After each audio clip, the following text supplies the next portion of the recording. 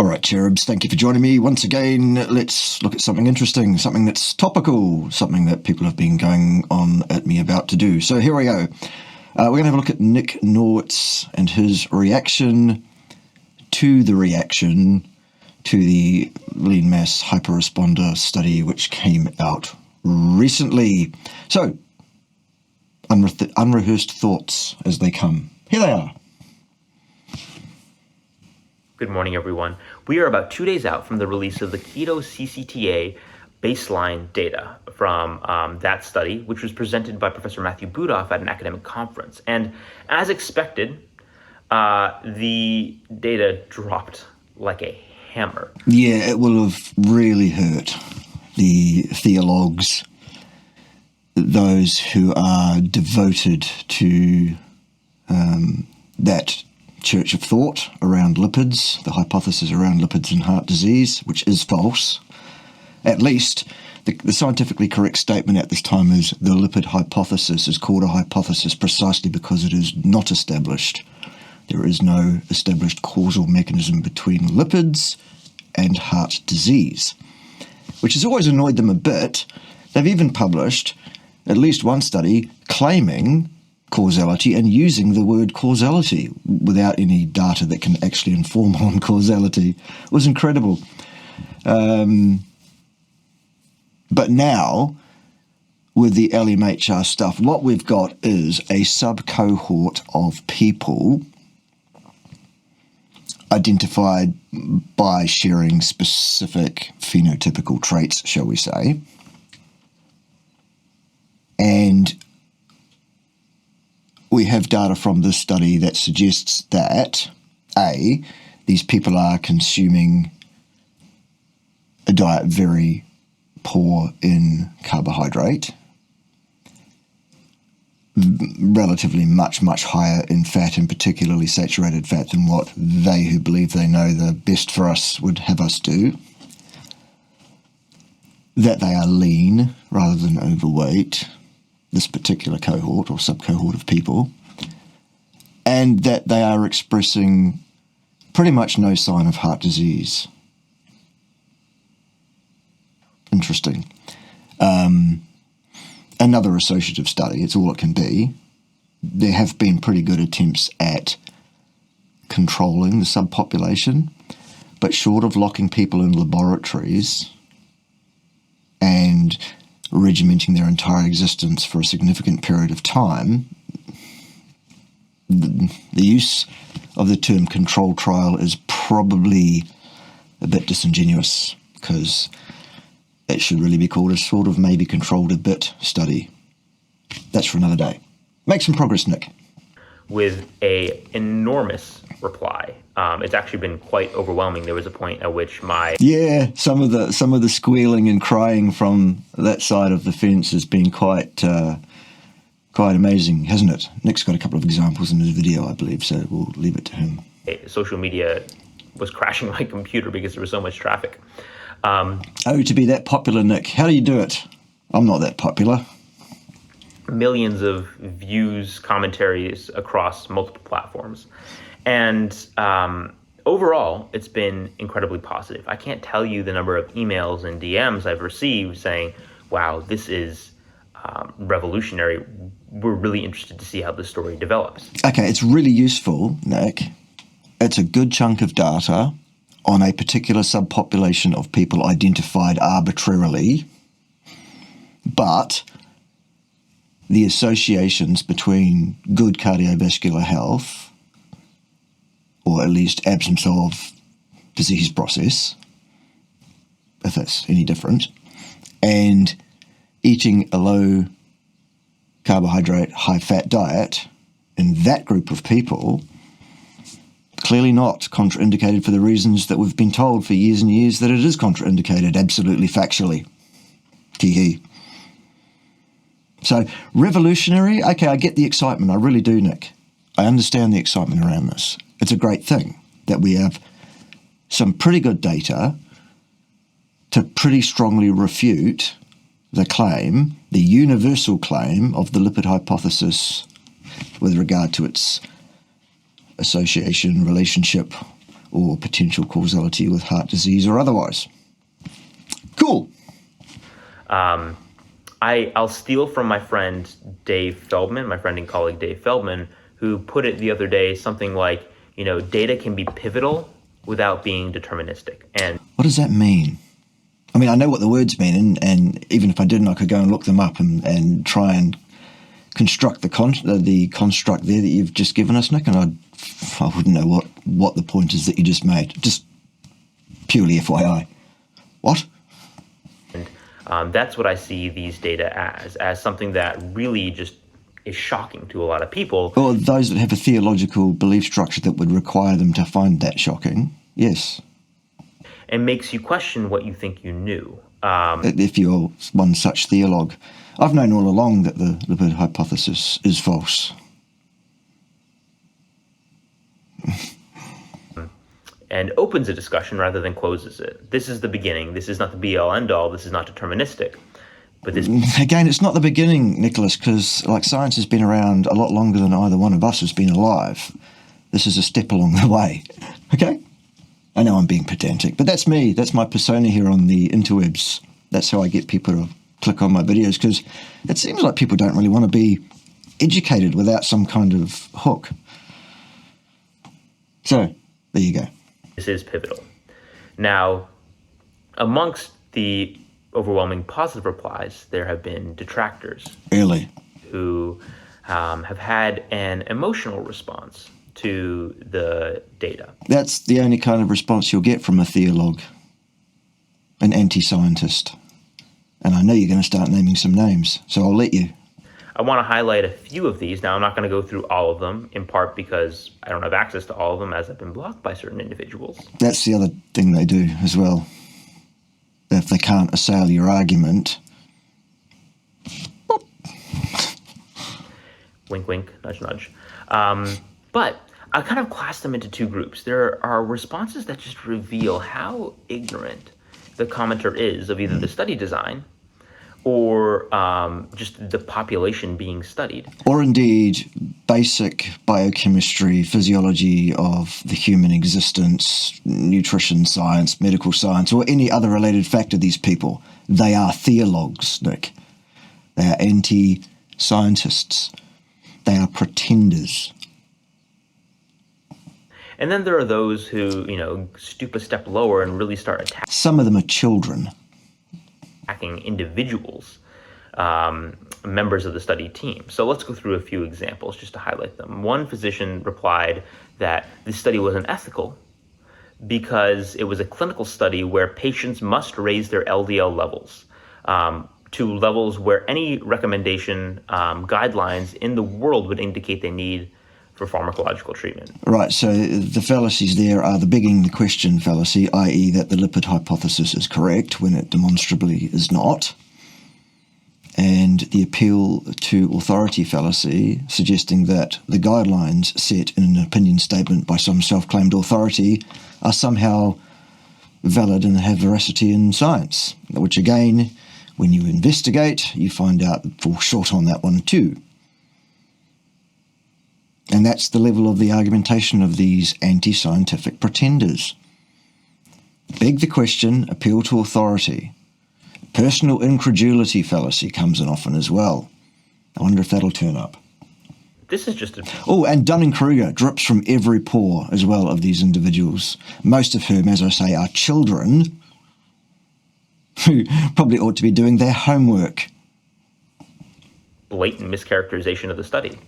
Patients weren't forced to adopt this diet and have their LDL levels go up. No, they were, living freely, having chosen this diet for personal reasons, had rejected pharmacotherapy, and they were being studied. There's not much more to go into on this other than to say the characterization is just a falsehood.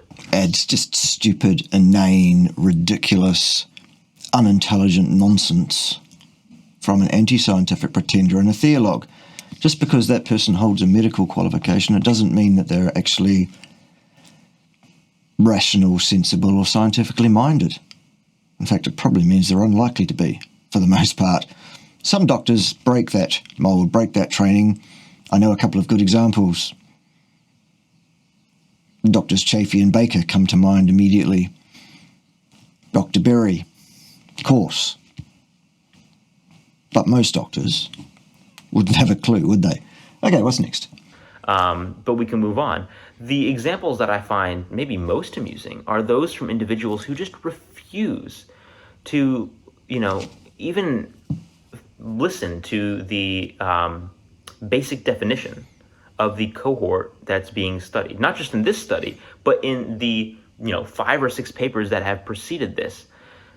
The lean mass hyperresponder phenotype was characterized back in 2017. It was a made-up definition.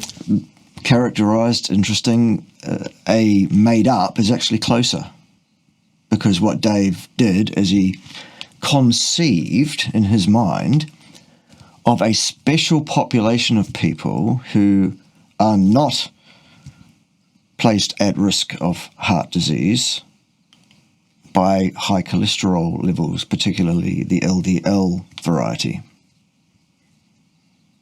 And that the lipid hypothesis does not apply to this subcohort. Then he set about defining such a cohort using several physiological parameters, a very few, ignoring the rest, by the way, the milieu of other things, compounds, covariates, whatever. And he decided that we now need to go to set about finding out that in this particular cohort, defined as it has been, do we see an absence of disease process when we look for it, using the best techniques possible at the moment? No, we don't. Fantastic. The peg that hasn't been put in the hole is the question remains open as to whether the same thing might be found on a general population. Precisely because, in fact, as it seems, the lipid hypothesis is false. And so, of course, it will fail. I.e., Dave's cohort is not special, in my mind. They are, in terms of a reaction, if you like, to elevated cholesterol, particularly the LDL variety, if you like, all nonsensical terms that I've dealt with 1,000 times on my channel already, if you want to look. Not special. Others would probably respond the same way were they studied in the same way. You don't need to be necessarily all the things that lean mass hyperresponders are without taking control over the other, as I said, the milieu of other things. It's all a bit shaky in terms of as scientific proof of cause and effect of anything. What it shows is a lack of association between arbitrarily defined factors and other arbitrarily defined factors. Now, that's not proof of anything except if there were a meaningful causal relationship, it would be evident in association despite confounds, cofactors and such. I.e., if the size of that signal is big enough to shine through all the noise, it's worth knowing about. If it wouldn't be capable of doing that, it's not statistically worth knowing about. And that's really what it would be. We simply cannot do the controlled studies that we would need to do to prove cause and effect. However, we can suggest that if there is a causal contribution, at least in this subcohort, it's so small as to fall under the level of the noise, and as such, past the stake, who cares? That's all. Just like every other word in medicine, polycystic ovarian syndrome, made-up term, doesn't actually need ovarian cysts. There aren't many perfect terms in medicine, but you put a term on a thing, you define it, and then you study it. And then you can, evolve the criteria or the term with... Yeah, but is your definition of a thing disparate from other things? Is your thing special in the wider set of everybody else? We don't know. That's the work that we should do next. That would really be devastating to the theologs when we can show, hey, look, and the same's true over here as well. Goodness, looks like your lipid hypothesis is really dead in the water now. Somebody should do that study. Time. Anyway, that is... Or those series of studies, because there are all sorts of different sub-cohorts you could look at, aren't there? Could be almost guaranteed publications for life there for somebody that is still working in academia. I gave that up. Nick, you're young enough to find something worth spending your life on. It's not academia, son. Promise. Been there, done that. Got the T-shirt, all the T-shirts you can get, pretty much, actually.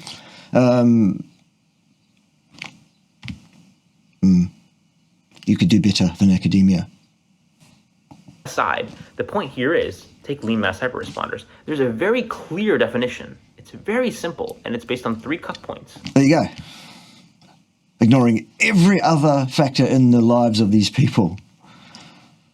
Okay, a couple of the factors might be pretty important in terms of health presentation, and that's where the effect might be. Who knows? We need to look into it more deeply. And those have been published on in the literature multiple times. And yet certain individuals, in this case Tom Dayspring... Well, Thomas Dayspring is, for some reason, a highly respected, person who has been involved in the lipid research, such that it is, for a number of decades. But he has a clear theology, a clear stated theology, a belief in certain aspects of the lipid hypotheses. As such, he disqualifies himself as a rational scientist, because a rational scientist does not take a position prior to the collection of the data on a given topic. And given that we do not have cause and effect data, it is inappropriate to take a position on it. You say there is no evidence for.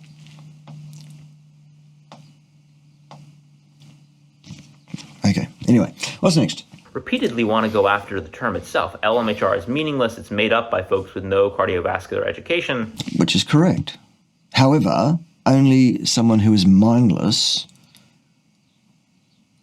would treat that statement as sufficient to debunk the entire idea. It's one statement made in a series of statements. Unfortunately, it's not likely that anything that's going to come from Thomas Dayspring is going to get any better beyond the first comma, because it's all just going to be rubbish. Theological rubbish. What's your surprise with that, Nick? Leopards of Thomas's age don't usually change their spots. He has a pattern of credential shaming. We can get back to that in a little So do I, but I do it for fun. bit because I find it ironic for some other reasons. Isn't it ironic? Don't you think? No, I won't. But you're doing it now, aren't you? But anyway, it's interesting that even when people, including myself, repeatedly try to clarify, including with little pretty pictures, so it's very simple. Yeah, I'm not a fan of doing that, actually, Nicholas. But you do you. These are the criteria. And let's start the discussion with, discussing the phenotype based on these criteria. There's just selective listening and refusal to hear out. Okay, so the potential failure in interpretation there is in the thought, perhaps, Nicholas, I don't know, that you are engaging in a discussion with these people and that they are remotely interested or open at all in any way to see anything you have to say on any topic. They have decided theologically what it is, and they will sing their hymns ever with more volumitude than hitherto, more and more so, the more you actually spray the holy water, as it were, the actual scientific facts and interpretation, and they will shout you down. This is a public performance from them in order to prove you wrong in their minds. It's not a discussion. Ergo, I think it's important to choose very carefully which discussions one entertains, because, well, there's 168 hours in a week and an indeterminate number of weeks in a lifespan of any given human being, but not that many. There are many other things to do. And academia is still not going to get you there, Nick. Okay? This is actually just the phenotype that's being studied. Let's move forward. So when you're starting from a basis of selective listening that's that deep and ingrained, like yes, it's theological hymn singing. We know. There is no logic to their argument. It's not even an argument. It's a pre-prepared propaganda piece every time, without a single scrap of science underpinning any of it. How are we supposed to start a conversation? And it's not a conversation. It's a position that's very clearly weak, and by comparison, actually strength.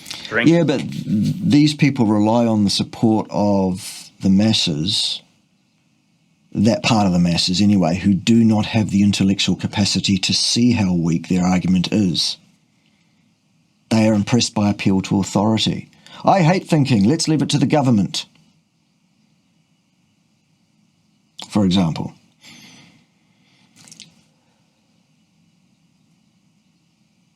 These people do not have the tools that you and I, Nick, have to go, there's where the holes are. They just go, oh, this is fantastic. Let's eat plants. Save the world. Stuff. Yeah. Anyway, you'll get to the point that I'm at now, Nick, at some point yourself, I'm quite sure, by which stage you may or may not have retained more of your hair than I have. No guarantees can be made on that one. But good luck, soldier. Carry on. Our side, if you want to put me in a camp, you know? When you foist a comeback that reveals you don't even know what's being studied, I mean, it doesn't get weaker than that. But that aside... That does. Often, Nick, in fact, get weaker than that. Those are just some examples of Actually, no. Just one more example of mischaracterization of the the study. I won't go into it, but Dr. Muhammad Alo... Okay, you know how I was talking earlier about some of the people involved in this so-called discussion are children? Remember that? Yeah. Little Arlo, bless him. Had a little podcast. A little rant is what he had. He threw his toys completely. On the Keto CCTA study. Now, this is a guy who has a patterned history of just making up data. That's right. He just makes up shit left, right, and centre. It's incredible. And it's not even difficult to see where he's, oh, that's an interesting statistic. Source? No? Okay. Here's one brilliant tweet where he says PCSK9 inhibition or loss of function that can be mimicked by the current drugs extends lifespan by 20 years. That is... Okay, that's nonsense. There's no data extant to support that claim. Goodness, if that was true, wow, we'd have something, wouldn't we? We don't. That's not what the statistics show at all. Good. Purely made up. This, by the way, this Dr. Arlo bloke here, no scientific credibility to speak of at all. I think he's got 1 or 2 publications to his name. No history of senior academic status or any kind of teaching history or consultancy history. This is actually a young boy with a medical degree who thinks he knows everything. And when he doesn't know something, he makes it up. He's fabricated his own, research credentials, saying he has countless... That's what I mean about it being fun, credential shaming people, Nick. Sometimes when people deserve it, they get both barrels on it. Okay? And a little boy in short pants academically is what we're talking about here. Research publications when... There you go.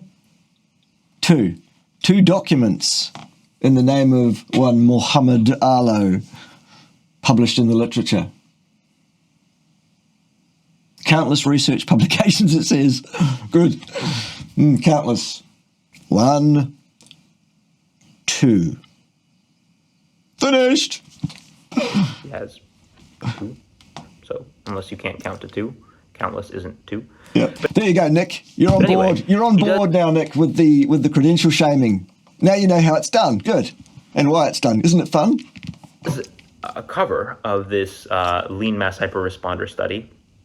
Didn't do homework to even know what the N value was in the study. Right, so the study's no good, they said, even though they don't know what the outcome variable was.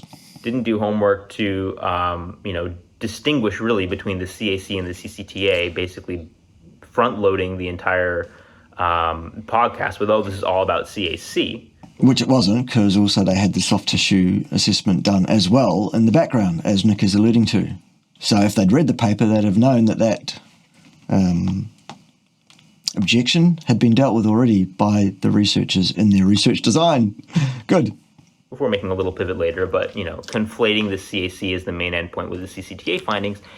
And this is just, a canary in the coal mine, but I found it hilarious that he disparages the PI. The primary investigator. Not even doing his due diligence to learn. Matthew Budoff, I believe. Yes, there you go. Correct. The PI's name. Yep. As you can hear here. There was no lying, no deception, super good ethics, whatever. Briscoe's is the place for last-minute dashes with late-night shopping and 20 to 50% off store-wide. All bath towels are half price. Humbug. Ends Christmas Eve at Briscoe's. Cancelled. If you want to make money online as an affiliate marketer, you may find this a little bit controversial, but we've stumbled across a way to earn reliable... No impropriety. Now, Budoff, I don't know his first name, but some guy called Budoff. He does that throughout, actually. Yeah, it's just a diss from a little boy. It's not a lot better than,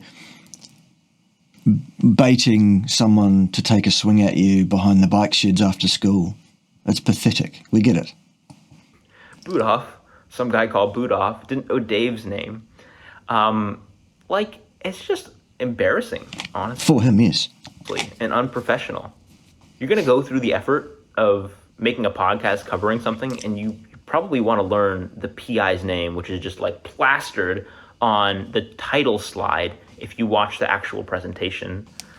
And also you should probably learn something about what the study did, how it did it, and where that sits in terms of its value, its utility going forward. Of course, all of those things would require some scientific nous and ability, which we've already established Mr. Arlo does not have. This is just a show of sheer, unprofessionalism, and he does get pretty nasty. Well, what do you expect from a child?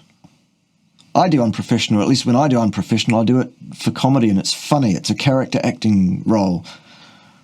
You can do that when you leave academia, finally, Nick. You can actually say what you want to, and well, pretty much, so long as you stay within accepted narratives on certain topics, isn't it? But pretty much you can have much more personality, and you can have much more fun than you could ever have as an academic, in terms of the way you express yourself, as well as how much money you might actually earn, because in academia, still, it's not going to be the answer, okay? There, and you can listen to it for a laugh, but, these are the categories of people who just clearly didn't do their homework. Now, I think stooping a level lower, there are those who then want to attack members of the study team. I won't highlight attacks on myself, but, Oh, Nick, fun. One example will be Dave Feldman. Yeah, he came up with this phenotype years ago. Right, so it was a construct that he put together in his mind. Fine.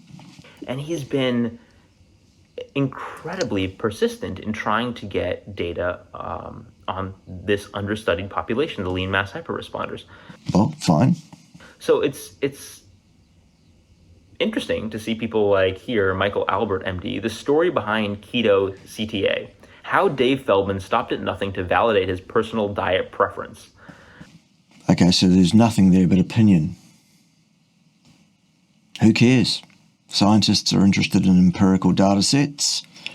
If you want to get into the field of opinion, you basically invite everybody into the discussion, Nick, and not everybody qualifies to be a part of this discussion.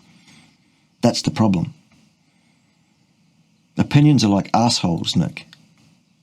Almost everybody's got one. Mostly they're full of shit. Okay?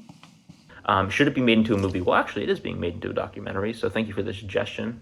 Great minds think alike. But I mean, the story behind this tweet is that Mike Albert couldn't actually come up with an intellectual challenge for the study, so he went after Dave personally. And right. So if you can't get to the ball, play the man. Yep. It hasn't just been Dave. Although, people like Tom Dayspring have repeatedly gone after Dave. Yeah, but Tom is a theologue. We know this. As a person with zero lipid or lipoprotein credentials, publications, an internet babbler, et cetera, et cetera. Okay, so that's just Thomas's opinion. And he's leaning on his own so-called credibility as afforded him by I'm not sure who, actually. And for what reason?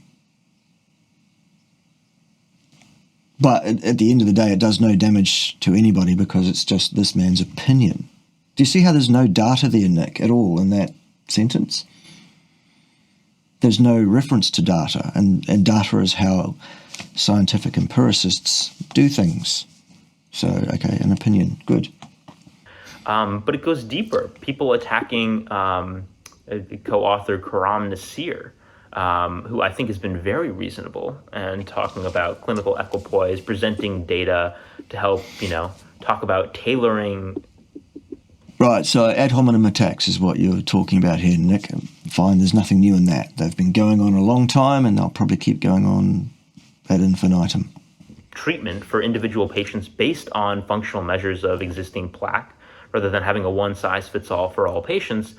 And then, a pivot where certain people, in this case, again, Tom Dayspring, go after his fatherhood, which, So if a practicing academic thinks that behaving like that while practicing as an academic will lend any credibility to their ongoing academic credence, they'd be mistaken, wouldn't they?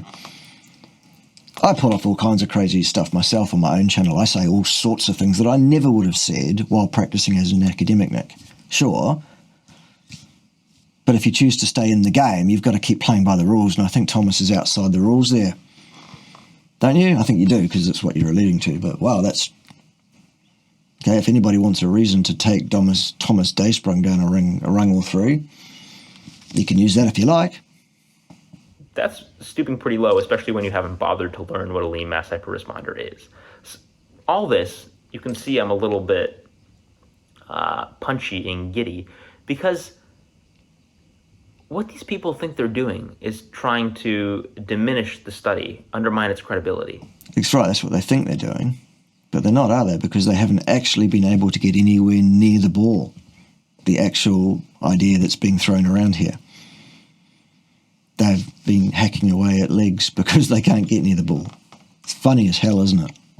But they're doing the opposite. Yeah.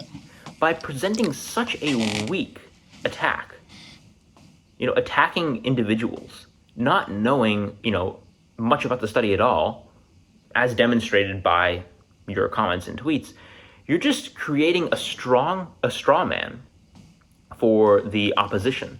And that straw man will get focused on. And by contrast, the study will look, exceptional. And it's only going to amplify discussions. So I thank you for your ignorance in reply, because it does just bolster the discussion. If you want to have a serious intellectual discussion, those opportunities have been offered, and they can continue to be offered. If anybody wants to have an open, live recorded discussion, and there's somebody that I can, have reason to take seriously, Tom Dayspring included.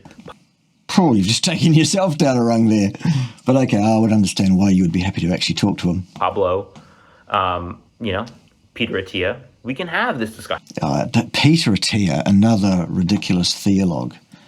I've done a video on him this week on my channel showing how truly scientifically illiterate Peter Attia is. Perhaps people could go and check that out if they're interested.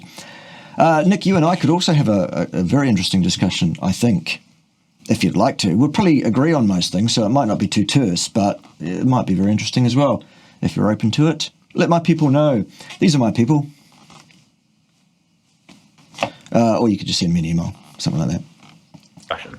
And I actually think you'll find myself and others quite reasonable in our positioning on risk with respect to this phenotype.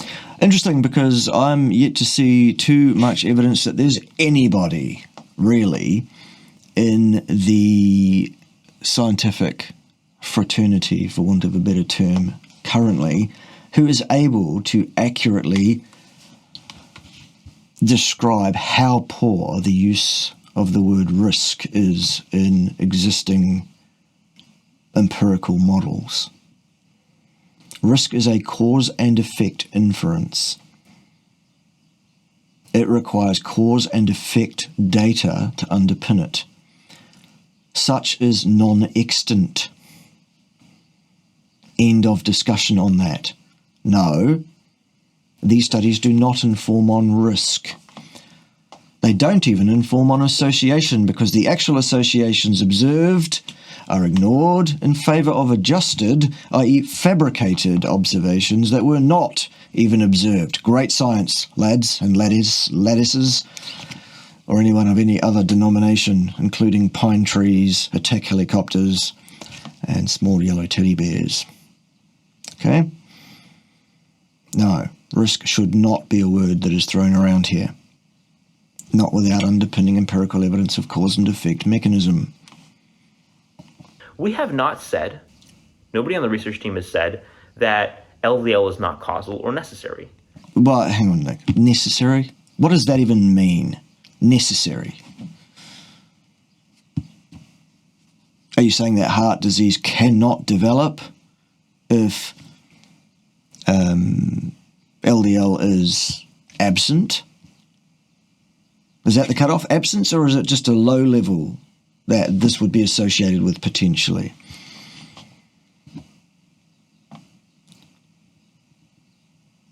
It seems like an extrapolation for which there's no data. People who have zero cholesterol have zero heart attacks, do they? No, Nick, because people with zero cholesterol are dead, aren't they? They die very quickly if you get them anywhere near zero. So, okay. Maybe cholesterol is always present to some level in atheroma. By the way, most people don't even know how much of your typical plaque is made up of cholesterol in atherosclerotic plaques. It's the percentage by weight and volume of an atheroma plaque that is cholesterol is hugely minuscule. It's a tiny amount. That's interesting. It's for another day, but that's also just an interesting fact. I thought I'd throw it in there because it seemed relevant for some reason. Maybe it's my crazy non-academic these days brain. That statins are bad. We're only saying this population is unique. Statins are bad, Nicholas. Statins are a dangerous contraindicated metabolic poison with no indication of utility. None to speak of at all. That's what the statistics show us clearly.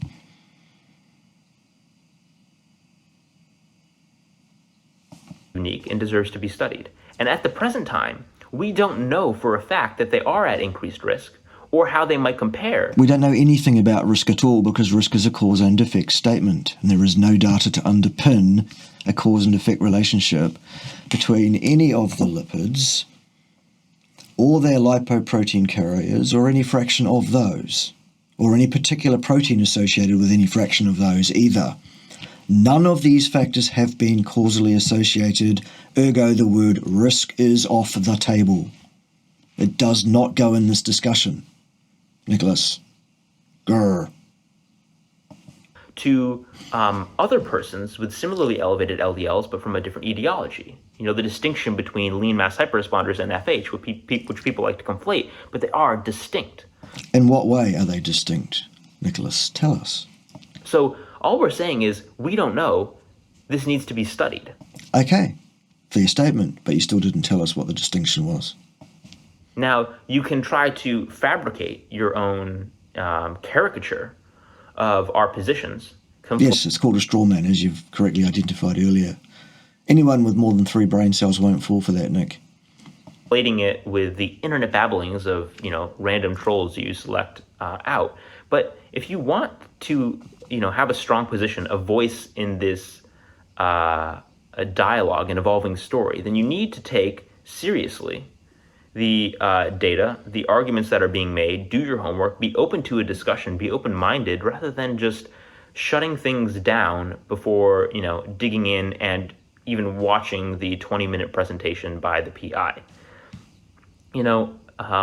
Scientists, real scientists, don't get dogmatic and defensive about their positions.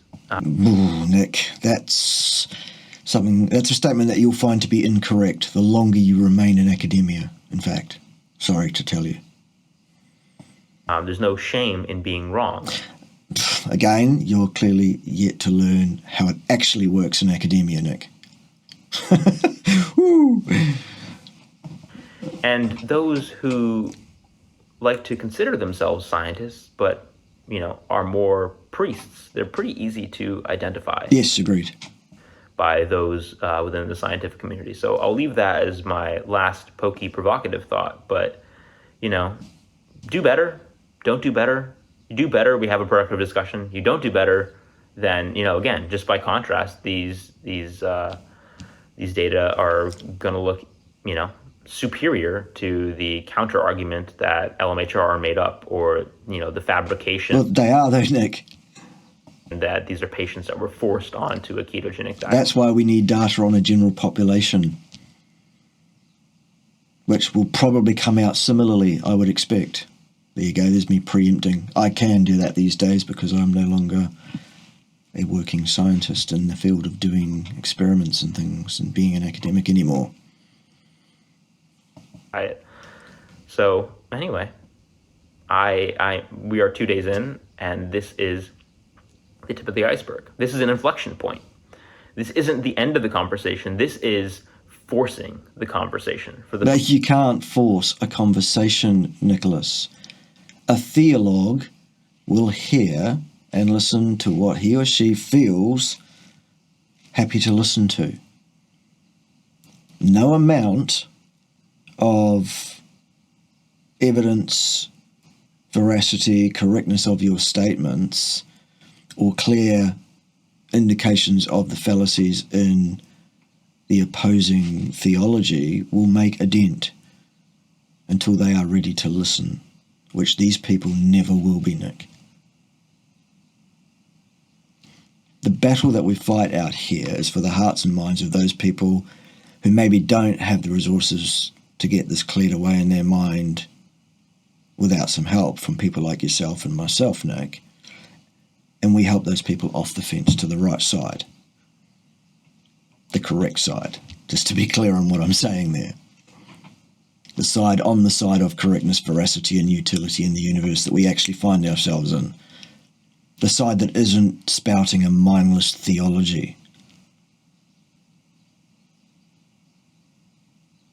But you don't necessarily do that by attempting to have fruitful dialogue with these people. It's not possible. They're not rational. Again, give it a few years. First time in a long time. And you can see, based on people's very emotional replies, that, yeah, it's working. This is forcing a discussion, and that discussion will continue.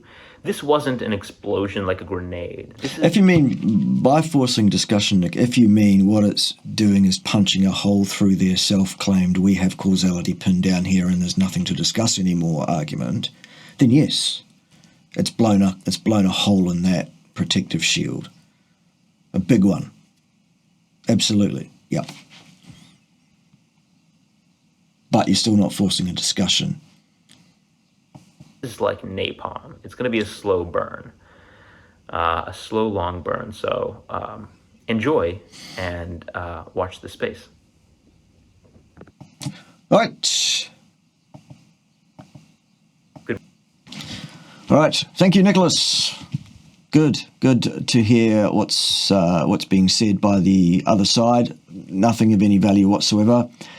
Straw man arguments, ad hominem attacks, anything but actually deal with the data that has been published on this particular subpopulation of people at this time. Yes, more research is required on other populations so that we can be closer to being able to generalize the statement that elevated LDL is even associated in any meaningful way, if it is at all, with the development and progression of atherosclerotic heart disease. Do indeed watch the space. Much more to be said. The Feldman lean mass hyperresponder idea has served its purpose. However, the model itself, I think, is fundamentally not of any particular utility in that it selects particular people rather than being more generalizable, as I've said. I don't think there will be any meaningful differences myself in the outcome statistics. That's just my preempting. All right. See you next time when someone will be wrong on the interwebs, because that doesn't look like slowing down, does it? See you then.